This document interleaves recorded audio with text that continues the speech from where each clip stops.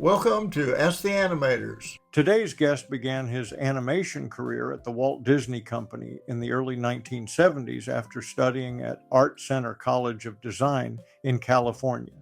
He joined Disney during a transitional period when many of the legendary Nine Old Men animators, including Frank Thomas, Ollie Johnston, and Milt Kahl, were still working at the studio and mentoring younger artists. During his time at Disney, he worked on productions including Robin Hood, The Rescuers, and Pete's Dragon. In 1979, he left Disney alongside Don Bluth and several other animators to form an independent animation studio. Their goal was to bring back the rich artistry, emotional storytelling, and high-quality animation they felt was disappearing from the industry. That bold move led to the creation of The Secret of NIMH, which became a landmark film in independent animation. Throughout the 1980s and 1990s, he became one of the key creative forces behind some of the most beloved animated films of the era. His work includes An American Tail, The Land Before Time, All Dogs Go to Heaven, Rock-a-Doodle, Thumbelina, A Troll in Central Park, The Pebble and the Penguin, and many more. Beyond feature films, he also worked in video games, television animation, commercials, theme park projects, and independent production. Over the course of his career, he became known not only for his animation talent, but also for carrying forward the traditions and teachings of the classic Disney masters into a new generation of animation artists, even now with his own online animation academy. Welcome, the amazing animator, John Pomeroy. Hey, guys. Hey, thank you so much. A pleasure to be here. Thanks for being here, John. So John, right off, before I get into anything else, I was noticing you are working on a project right now with Adventures in Odyssey. Yes. You're the art director, correct? I am, I'm wearing many hats, being an art director, an animation supervisor, and producer. Yeah. I was approached by Focus on the Family, a Christian organization based in Colorado Springs, Colorado, back in 2020. They were basically thinking in terms of their franchise, Adventures in Odyssey, which has run for about 30, 35 years, mostly as an audio production, a radio show. And they are seriously considering entering the theatrical marketplace with this franchise being transformed into a full animated feature. But they had no idea what that entailed. So they were able to contact me and reach out. We had a couple of Zoom calls, and they flew me out to Colorado Springs, and we had kind of a roundtable discussion with some of their prominent executives there. And they wanted to kind of just get a feel for, what the marketplace and what they were, placing a foot in that industry. What would that be like? Would they have to hire artists? How would they go, constructing a viable movie treatment or script? All of the little things, distribution, marketing plan, ad pump promo, so many things that they had no idea of how to do. Right. So they thought, with my experience, and they looked me up, they knew my Disney career, they knew my lifetime with Don Bluth and Associates. They decided, well, let's pick his brain and see if he can shed some light on the direction we should go. And we did some preliminary pencil animation, did about 50 feet, just to kind of get a feel for what it would be like to move a small portion of production through a system. They wrote a couple of sequences, with some of the prominent characters. And then they backed off for a while. And then they came back at me the following year and they said, would you please take a look at some of the studios that we're entertaining that we could start working with in building a feature. And I went and, did a kind of a testing. I reviewed some of the footage they did and some of their specs on their history on each of the studios. And I said, no, neither one of these is going to work. You need someone with more experience. These are great commercial houses, but not for feature animation film. So what I ended up doing was I said, let me help you recruit some of the people that I think would be good for the key positions and building up a feature unit. And so I ended up recruiting a lot of the people who were with me at Disney back on my Disney TV animation days. We worked together on Fancy Nancy, Sophia the First, and Princess Elena of Avalor. Wonderful, we had a working crew that I worked with for about 10 years. One of them, Jamie Mitchell, was our director, and I recruited him to be director of Adventures in Odyssey. Clay Renfro, J-Mo, and a host of other people who are very talented. So it worked out very well, I think, for what interested, focus on the family as far as getting into the feature marketplace. This worked out beautifully. Yeah. Also, we're always prayerfully, approaching, each stage of production as we move forward, because it not only included a feature film, but 2 possible seasons, full seasons, Right. half hour episodes for each season. So there's Yeah. quite a thing that we're building here for Focus on the Family. Yeah, my son actually turned me on to those audio podcasts years ago. He Yeah. liked watching them, listening to them. And when Tim and we came up with our idea for doing a TV platform, fan animation or fan TV, I reached out to them. And I said, I see where you might be doing some kind of animation series, because they were just in the thought process of it. And when I talked to them, they said, well, when you get ready to do your thing and we get ready to do our thing, reach out to us, because we'd be interested in working. So I may have ended up working with you and meeting you anyway, even if I didn't meet you a few weeks ago. So yeah, it was interesting to see you did an interview with their podcast. I did, a yes. couple of weeks ago. So Right. So it was interesting to see. So anyway, that's going to be fun. So well, I'm hoping they'll do more, because they, this is a revered franchise. They have a very loyal fan base. It's Yes, amazing. I went to their 1,000th episode event. This was about 2 years ago, where they were celebrating the 1,000th recording of their latest Adventures in Odyssey episode. Wow. And it was a big deal. It reminded me very much of D23, when Disney throws their conventions annually. Yeah. Only I thought this was even bigger, because they had, really? people dressed up as the figures, and they had sets designed that people can walk through. They had all this, amazing food and Right. all kinds of attractions there. It was quite an event. Yeah. So I know their heart's in the right place as far as really taking this step seriously. Yeah. And it's they've had to re-examine, even with the audio show, they have a graphic universe of what these characters look like, but they look like overdone caricatures with the large heads and little human Yes. bodies. Yeah. We had to convert that over to something that was more feature friendly for our animation. So it's been a process. Oh, What's yeah. that?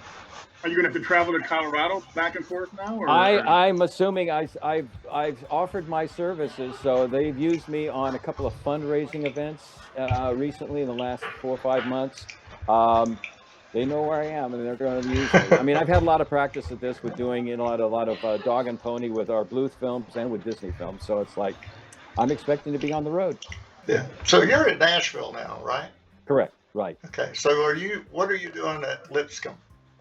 I was part of the faculty. I was an artist in residence and also interim teacher there for about 8-9 years. Oh, okay. And 2 years ago, I resigned simply to focus all of my attention on building my own tutorial animation series, which is Pomeroy Art Academy. And that's at pomeroyartacademy.com.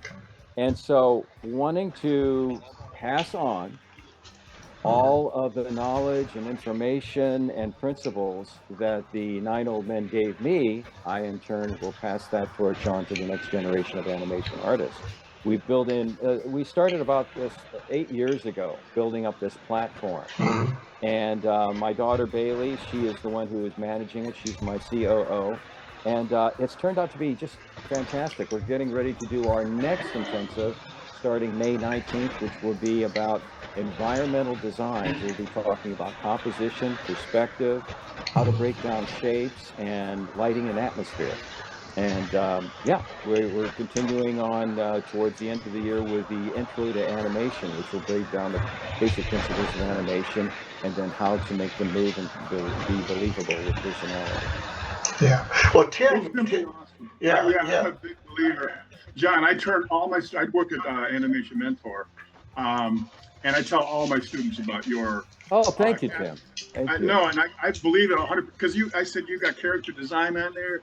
You have webinars with other famous, animators and Yeah. yourself, Yeah. and the way you break things down from simply like a bouncy ball of Tig's head. I love that. Yeah. And you added the tail and then ears and the.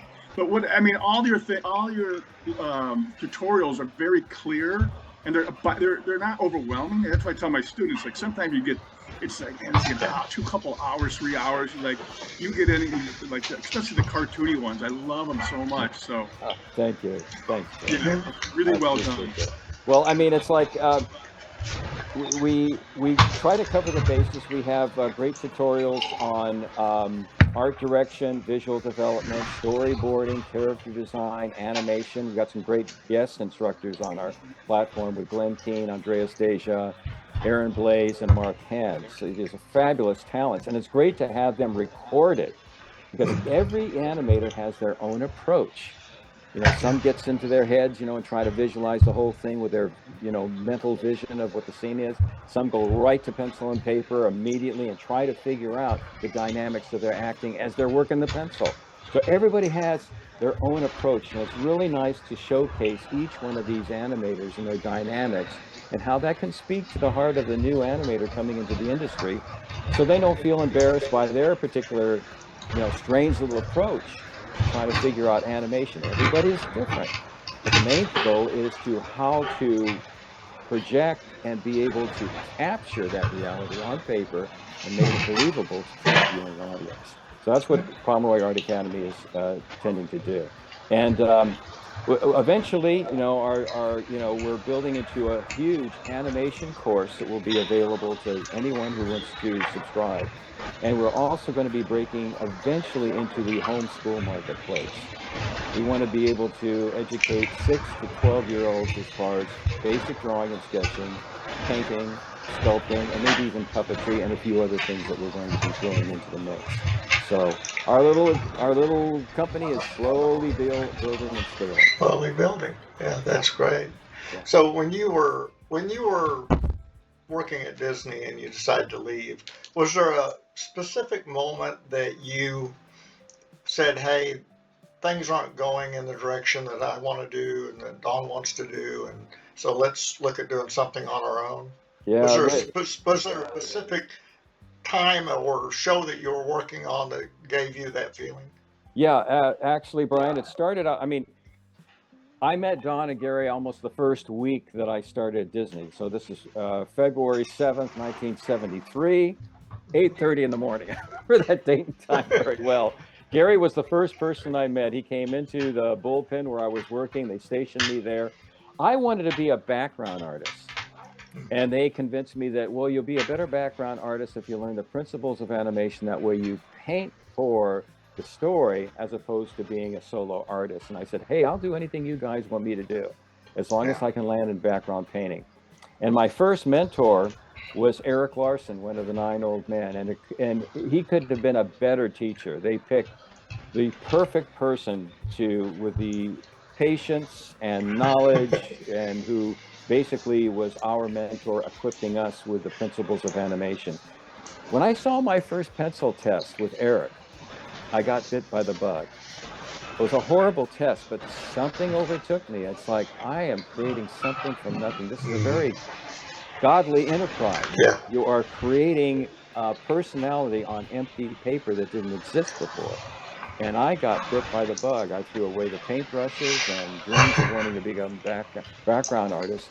And I decided I want to be an animator. And that love is still with me. Animation has great longevity. You take a person like Grim Matwick, who was the creator of Betty Boop and Popeye back in Yeah. 1929. He was still animating up until when he was 101 when he passed away. Yeah. So it's not like pro football or being a ballerina or a professional dancer or Right. a member of the NBA. You have great longevity on this. Right. But Eric taught me the basic principles. They advanced me into an animation position within 6 months of me, or 4 months of me being hired. And my first production that I worked on was Winnie the Pooh and Tigger 2. Mhm. But it was an amazing time, to start at the studio. And when I met Don and Gary, we both shared the same love of animation passionately.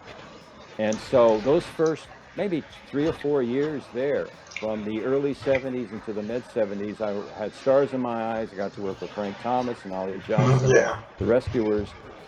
And then we started, as we noticed, we felt like, are we being equipped to take over? Because they were starting this animation trainee program as a way to continue animation, a legacy, as the older generation of animators were retiring.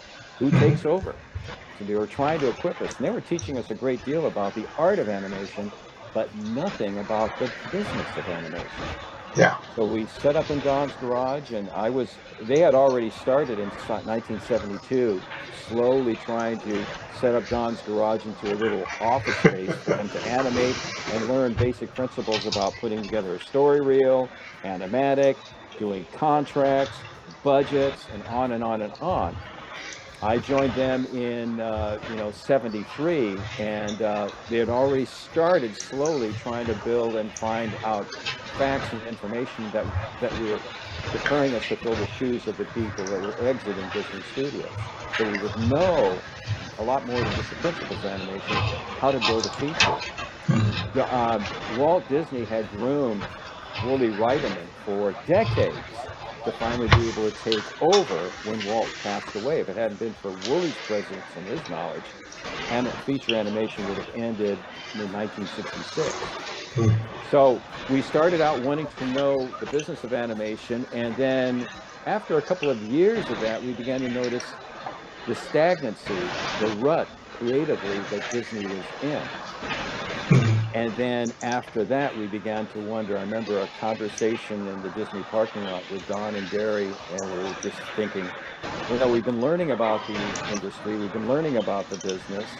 I know we have grievances about their story direction that they're going to. They haven't done anything hugely creative as Walt would have done. Right. But the question began to come into play: are we witnessing the extinction of 2D animation as we know it?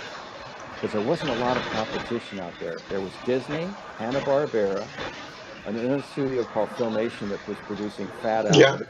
He worked. And maybe Dick Williams, and Charlotte's Web, I think, came out in 1977, 78. And it's like the industry was looking kind of shaky, especially for Disney. So we thought, in addition to, doing our own stories, maybe we're going to help the industry survive, into the next, century. And Yeah. so that became also purpose for us to leave and start our own studio. It would also, ultimately help Disney, because competition breeds excellence. Yeah. And so that's kind of It's true. how all of this started to generate itself. That's true. So you guys starting your new studio actually saved Disney, because then they had to up their game, right? In a way, I mean, it was painful at first. It was Yeah. a I'll bet. terrible blow to them, because we left in the middle of Fox and Hound, and I can understand the animosity, because they invested a lot of time and effort and money into us and to the people that also left. We left a gaping Yeah. hole in their production. Yeah. I Um, laughed. I laughed because at the expo at Animation Y'all, you and Andreas did a panel, and you were yeah, talking about it. And Andreas actually said that he actually went and talked to them about if he left Disney, would they have a place for him there? But he stayed at Disney, but he did his backup plan, I guess, right there. yeah, I didn't oh know he yeah, did that, so yeah, that was yeah. interesting. Yeah, and even our current director on Adventures in Odyssey, Jamie Mitchell, he was going to submit a portfolio, apply to the studio, and he got cold feet at the last moment, decided not to do that. But I mean, it's like it really helped propel, I think, in a interesting way, the Disney Renaissance that happened in the late '80s and '90s. They the idea of bringing in new blood and new directives and a different executive command that helped run it. And I think another thing that helped them a great deal was Ron Miller, bless his heart, was a good leader, but I don't think he had the same intuitive love for the animation medium as, say, his relative Roy Disney. Yeah. Roy E. Disney came in around the early '80s, and he served to recruit some executives like Frank Wells, Jeffrey Katzenberg, and Michael Eisner. And these were men that were kind of on the fence about animation, but once animation kind of proved itself, and I think that happened either with Roger Rabbit or what was the other Great Mouse Detective, they decided, hey, we're going to take this seriously and really propel it forward. And they did. They created a machinery that really advanced the Disney product. But competition really helps do that. When you've got another competing studio that now is getting accolades and taking away some of your market share, and it becomes kind of an irritant to you, that irritant turns into, a form of excellence in your own ranks. And they were striving now to, reinvent themselves and do greater things than they haven't done before in the last 10, 15 years. Sure. I know you were talking about how longevity of animators or creators. Here a while back, Tim, I said something because I just finished animation school with Animation Mentor. Tim actually was my first teacher, my first mentor, and he's still teaching me every day. But I said something to him about, I started animation school very late. I've always drawn. I love to draw. I remember the first time I saw animation, my dad pulled a pad of paper out of his pocket and drew a little flip book and showed it to me, and I was sitting on his lap. I couldn't have been more than 5 or 6 years old. But I never knew that animation was a career path that I could take. And so here I was, 58 years old, and decided to go back to school and take animations. And I started in on 2D, but I started on 3D, but I love 2D. But I made the comment to Tim that, I'm old. And he said, remember that the 9 old men were called the 9 old men for a reason. They were old men. And I thought that makes sense. So you're never too old to get into the art. No, I have a student of mine who is a professional dentist, and I think she's in her early 50s. So it's like, no, you're never too old. Yeah. So, okay. I never got a chance to meet any of the 9 old men, John, but I did, like Roy would, I was at Little Mermaid, Roger Rabbit. I did some stuff at Disney, a lot of stuff, but Walt Stanchfield was always there, giving us lunchtime, drawn to life. I mean, amazing guy. But yeah, I envy you, and I always thought just and Andreas telling the stories about Eric and Larson and whatnot, and it was just always humbling to like, my God, I was so close. I was there, but I wasn't. I was late in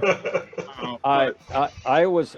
You know what? I'm always counting my blessings that I arrived at a particular time where I didn't get sucked into production, or became someone's assistant and was nailed there for a decade or so. It was godly placement. I just happened to arrive at the right time, and I fell in love with it. And within 4 months, I was animating under Frank Thomas on Winnie the Pooh and Tigger 2. Wow. And one of your questions here, I'm going to jump track here. Sure. You're asking me what was one of the more painful experiences in animation. I got to say Winnie the Pooh and Tigger 2, because really? That was my baptism of fire with working with Frank Thomas. Now, when I joined them in '73, it still had that, I call it the jungle atmosphere. It was like Walt was still there, and the competitiveness between the key animators was at the high brink. You could still feel it. with Frank, criticizing Milt for something he did, and Milt, criticizing John Lounsbury and Ollie Johnson and Frank for something they didn't do. I mean, it was still present, still at an all-time high. And it was kind of fun and enjoyable. You watch this happening, and geez, and so the stories abound, and their reaction to us as the newcomers was really refreshing because they identified with us coming in. They could see themselves entering the studio back in 1933, 34, and 35 during the Great Depression. So they understood our energy, and they would push it and cater to, and they were so generous with sharing all of their secrets and all of their principles and everything. And Winnie the Pooh and Tigger too, I remember Willie gave me a chunk of animation at the end of the movie. It was kind of the pathos section where Tigger has been wreaking havoc in the 100-acre woods with bouncing and destroying everything, and finally Rabbit gets the council together and says, well, we've got to vote him out of power. He can't bounce anymore. And so they take away his bounce, and this breaks his heart. And so there is a scene where he says, not even one teensy weensy bounce, and Rabbit says, no, never. And so Tigger is brokenhearted. He sags, turns around. It's a full figure scene, 3/4, and he starts to turn away and walk slowly, brokenhearted, 3/4 away from the group. And the snow starts to fall. And this scene's going to be shown maybe 2 or 3 times during the sequence. And I did a little tiny thumbnail test on little post. I don't think it was just little pieces of paper. And I caught Frank Thomas in the hallway. I said, he took it seriously. I said, here's a rough walk that I did on Tigger. And he actually looked at it and said, well, the head's not quite right, and the stripes are not working, and definition on the back, and the overlap is wrong out there. And then I ended up doing that walk like 16 times.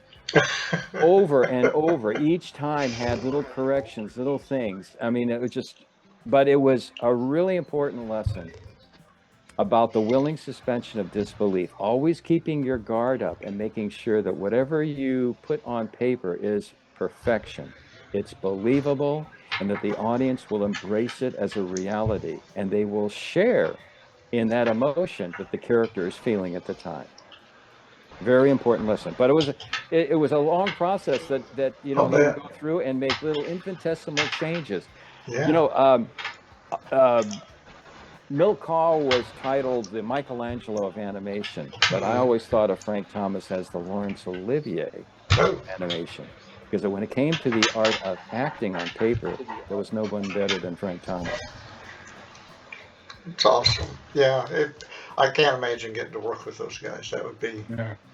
Well, I mean, and it was a blessing because I got to work also with Milt, because I was working on the character of Tigger, and I would go in for drawings with Milt. And at one point, he looked at my drawing, and I said, could you give me a better expression? He said, sure, I'll give you, he was glasses hanging off of one ear, and he would start to draw over it. He didn't like that one. He would start to draw another one. He didn't like that one. Start to draw another one, crumpled up the paper. Now, he says, you know what, I think what you've got, and he would stammer, I think what you've got looks a lot better than mine. And it's like, oh my God, I heard a choir from heaven. He actually approved something that he thought I did better than him. Oh my gosh. And so, but I mean, those guys were always willing to help, always willing to give. They were extremely generous with us. So it was like perfect timing. I couldn't have asked for, a better group of mentors than the 9 old men. I didn't get to work with all of them. I didn't get a chance. I met, Mark Davis, didn't get a chance to work with him. I shared some moments with Ward Kimball, Les Clark, but the other guys, those other 5 or 6 guys, they were fantastic. John Lounsbury was wonderful. Willie Reiterman was fantastic. So great memories. So in the aspects of your career and the different environments you worked in, would you say that maybe Disney environment was more creative for the artist, or would you say that you guys' studio that you started on Bluth Studios? Well, it's like, you learn everything at home, and then you venture out on your own. And in the last year or so, at Disney back in 78 and 79 where I got very idealistic. I was like the animation version of Samuel Adams during the pre-revolutionary days in colonial America, where you're just, you're just hating, being under the domineering thumb of this administration that doesn't realize that they're doing everything wrong. And you become very militant about it. I was like this art Nazi, and so it's Yeah. like Yeah. I was a very disagreeable chap in those days. So we learned so much. It was our incubation period where all of the principles were poured into us, and we got to test drive those things and understand them. And then with Bluth, Gary, and myself, we got to perform on our own. And it was a labor of love for 2.5 years. We slaved, we worked 19-hour days. I mean, our hearts were so into it. And that was a very heartbreaking thing for us to encounter at the end, that we were in the hands of an inept distribution system with NWA. They didn't know how to market an animated film. And so we just saw all of our efforts die at the theater. And we were up against, E.T. that summer. Nobody saw any other movie except E.T. But the irony is that, one of our biggest fans for Secret of NIMH turned out to be Steven Spielberg. So it's like those are the little tentpole moments, the stepping stones that lead us to our next stage of growth.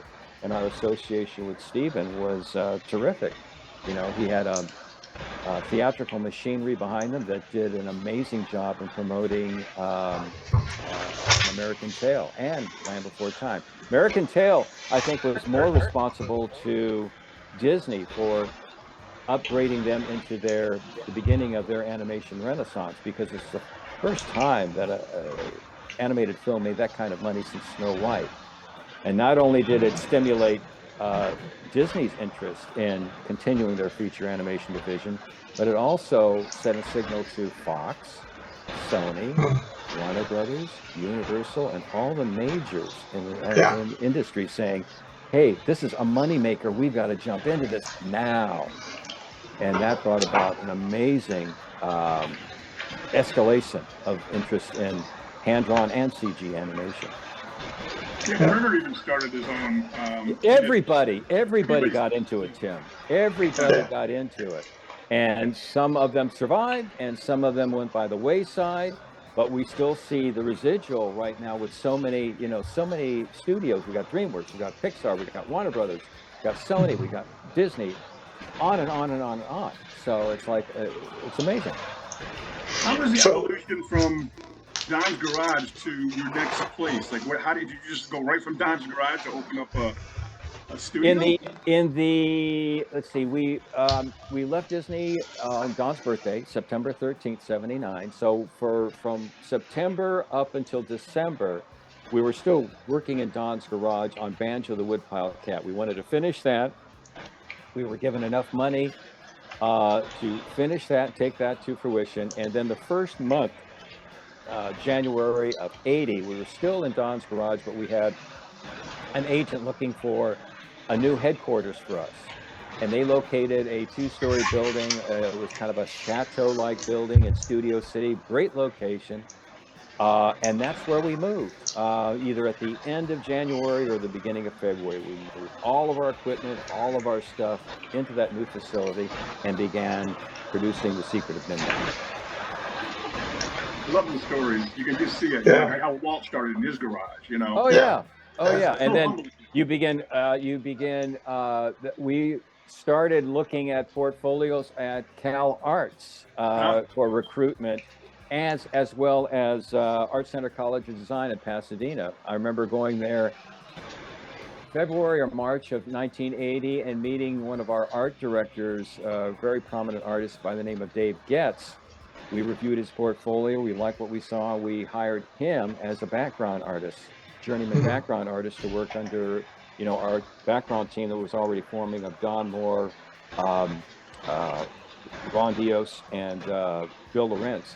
So we had a great team of guys that could, furnish us with fantastic color work and atmosphere for Secret of NIMH. Yeah. Well, I know that you have your animation academy, Pomeroy Animation or Pomeroy Animation Academy.com. Pomeroy Art Academy, yes. Artacademy.com. Make sure everybody gets that so they can go to it and see it.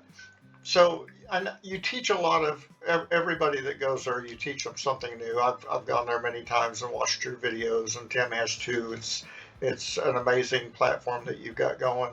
But if you had one lost practice, habit, or philosophy from the years that you've worked in animation to improve the industry, what would you bring back? Would you bring back 2D? Okay. I And, would and that's sketching and drawing, Brian. yeah, That's the big thing. yeah, And it's like whether you're CG artist or 2D artist, I say, right, you can do both. We can do hybrid stories together. We can do one. We exactly. can do. There's plenty of storytelling for both.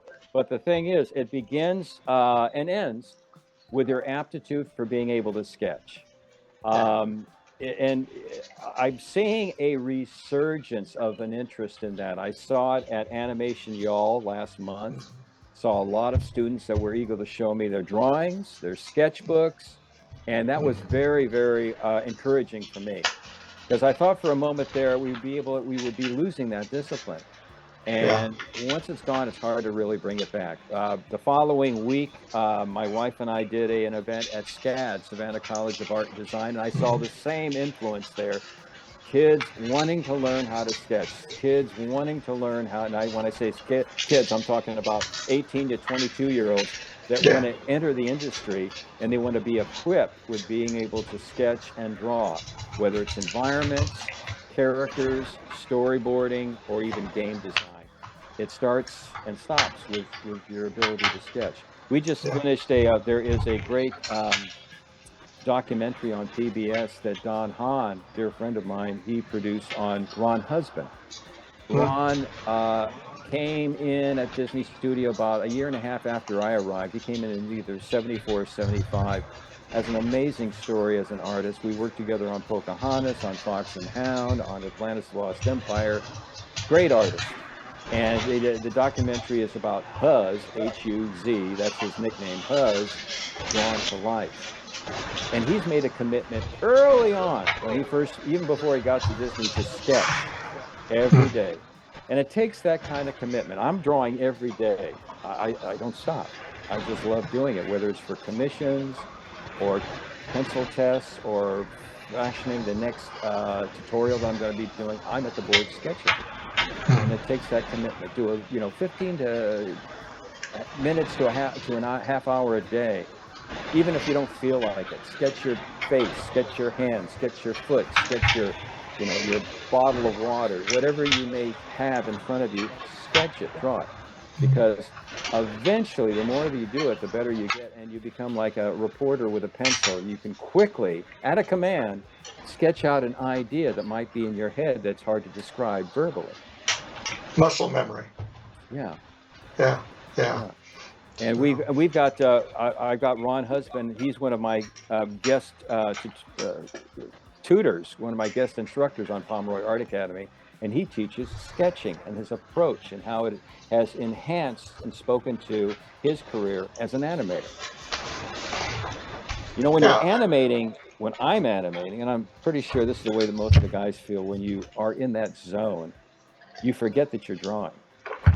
It's so immediate. You're thinking in terms of action, and you're watching it envelop on your paper. It's like you with chisel and hammer, and you see the marble, and you can see the form, and you're racing trying to get to that form that you can already picture in your mind's eye. It's a great medium. It's fantastic. And you also have to become that which you create. Whether it's a John Smith, and I have to read up all the literature on John Smith so I can transform into that guy to make an authentic depiction on paper. Or Milo Thatch in Atlantis, which is my favorite character to animate. I really enjoyed Milo because he's the closest thing I've ever done to a self-portrait. I'm a nerd. I'm a real animation and historical history nerd. And if my wife asks me what time it is, I tell her how to make a watch. You know, it's like Yeah. you kind of geek out. And so that identification with you and your character, when you become that character, it gives authenticity to the performance. Yeah. And I think, Tim and I have talked about, we feel like 2D animation is going to have a resurgence because so many, even the 3D animation that's coming out now with Pop Demon Hunters and Spider Verse, they're taking 3D, but they're trying to make it look 2D. And so, it's like, well, if that's what people want, why not just give them 2D? Why not? Sure. And just because 3D became popular, that doesn't mean that there shouldn't be room for 2D and stop motion, things that are still there that people still enjoy. You're on the right track, and I think there's plenty of room in storytelling for all forms of animation. Right. I mean, you could tell, it starts with the story, though. The play's the thing, as Shakespeare said. It's got to be in the story, because good animation will never help a bad story. And if it's a good story, you can tell it with sock puppets. And you know what? It's like one of the things I noticed, and I think you mentioned this in your questionnaire too, about today's animation. It's like it's encumbered with the fact that they want to be clever and identifiable to the current audience. So social media has spoken into the life-giving force of animation, which is wrong. It should be the life experience, the personal life experience of each artist. That's what happened in the Depression era. All of the heartbreaks and the tragedies and the triumphs and the defeats spoken into each of the lives of each one of those artists were spoken into the paper. And that's what's missing right now. Everybody is, they're equipping their characters with what they've seen on social media, and it doesn't work.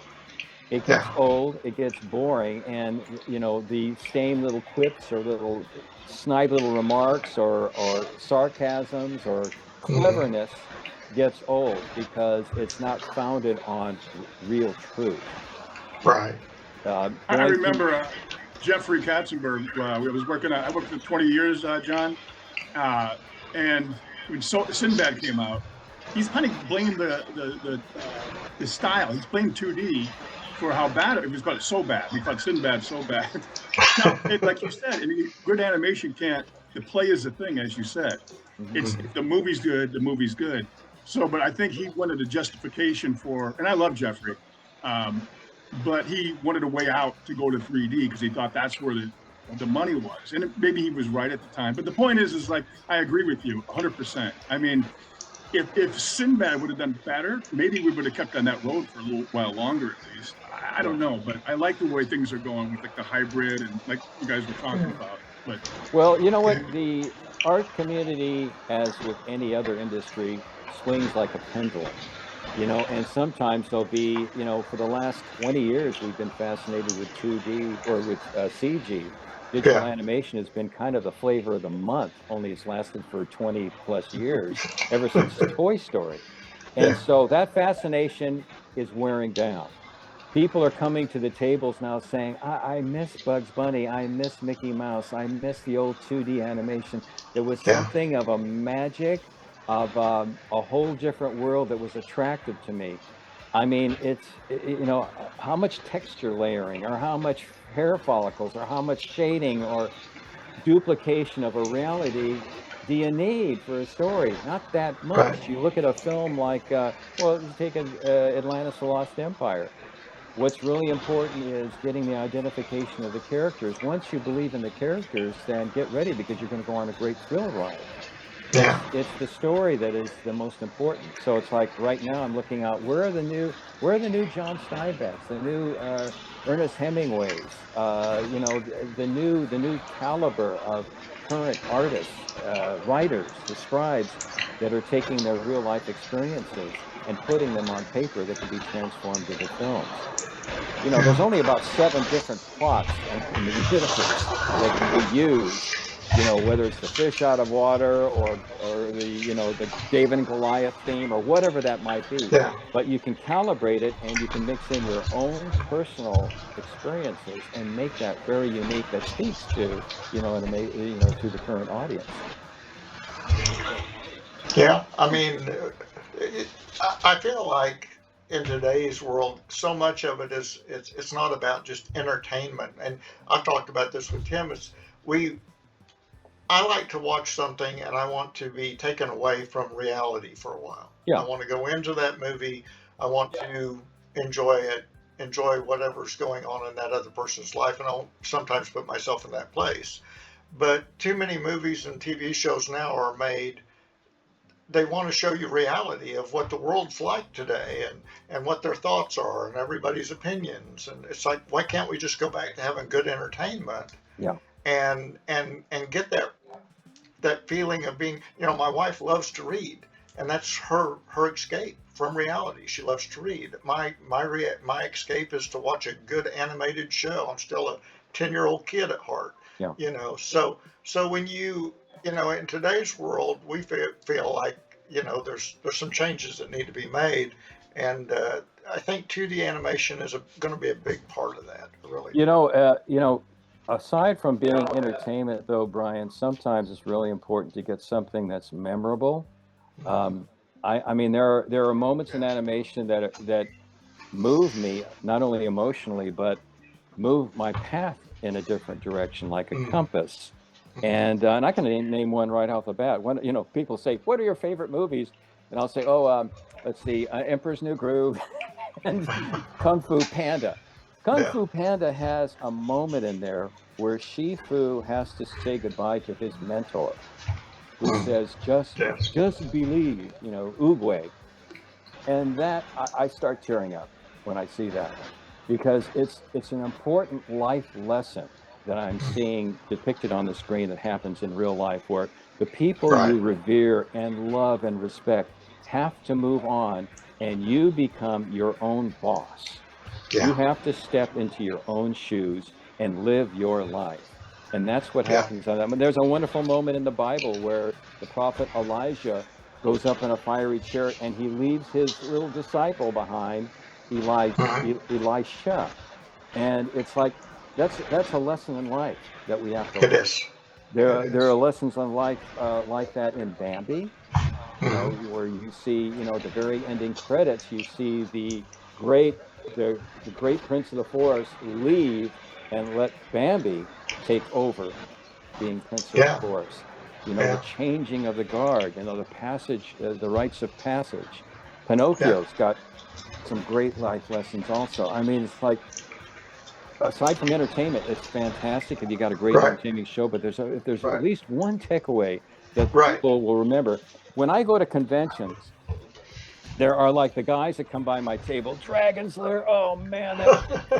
And then the women come over with tears in their eyes and they say, this is my childhood. There was some life lesson that they learned from Mrs. Brisby or from Littlefoot or from Fievel's, dilemma, something that spoke to their heart. And they were such moral lessons. Yeah. They were moral lessons. And that's missing today. Yeah. To me, I mean, we need something, especially for our kids to watch, our grandkids, that we can set them down and we know that they're learning something that we would teach them ourselves if we would realize we needed to.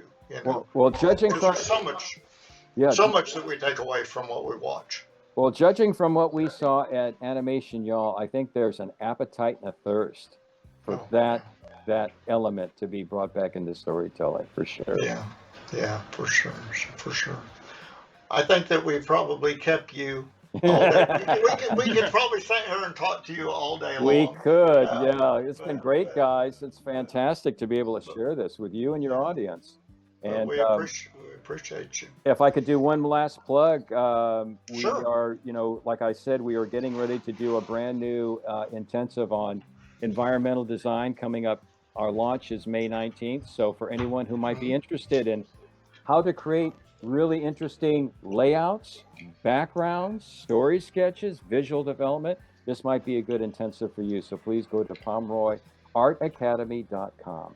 Guys, thank you so much. We'll have that at the bottom of the screen for you, John, Yes, and if you'll stick around for a minute, we'll get out of here. Okay. We always do a little spill at the end about our TV platform that we're trying to launch, and we're kind of excited about it. We're trying to bring back what we're talking about with the TV platform. Amen. And we felt like when we were sending out emails to animators and artists and stuff, that they probably thought it was a scam, that we're trying to take their money and that kind of thing. And so this puts us in front of them, and we appreciate you coming on the podcast and being part of what we're doing, because it helps our credibility when somebody of your stature says, hey, yeah, I'll come on and talk to you about what I've done in my life. And so we appreciate you very much. Well, I mean, and right back at you, guys, because you guys are basically becoming a billboard for what I'm trying to do with my teaching and my tutorials. You know, it's funny, when the moment you're sitting down at your table, your animation desk, and you're working over another artist's drawings to make it stronger or correct a mistake, you become a teacher. Yeah. And I remember that happening on Pete's Dragon back in 1977. Cliff Nordberg, veteran animator of like 40 years, comes in and says, can you help me with this drawing? I mean, it's such humility, and it's like, oh my gosh, Lord, what have you done? It's like, so I placed the drawing and I gave him a couple of hints, and he took it away and smiled and said thank you, and he went over to do his station and used that drawing. And it's like, teaching in any form is, you know, a noble profession and a godly one. So it's like, for all of you teachers out there, carry on. Yeah. Well, you said something about that you want to get involved in the homeschooling. Yes. With and that's something that really would fit in, because Tim and I have talked about, we want to entertain the idea of getting with a homeschool company that would work with our platform and offer to our viewers and to our creators discounted rates for homeschooling through our fabulous. iPad. Yeah. And so that would work out really well coming in, because we also want to kind of promote the environment of young kids learning that animation is a career path. Yeah. And help teach them and give them the ability to look at it and see how it really works. Because all I knew was that my dad did a flip book. I understand that part of it that worked, but until I got into animation, I didn't know what it took. I really didn't. And all right, guys. Take care. Thanks, John. Tim, You're My awesome. pleasure. Thank Tim, you. stay on Thank here. you, Brian. Okay. Thanks, Bye-bye. John. Bye-bye. Bye-bye.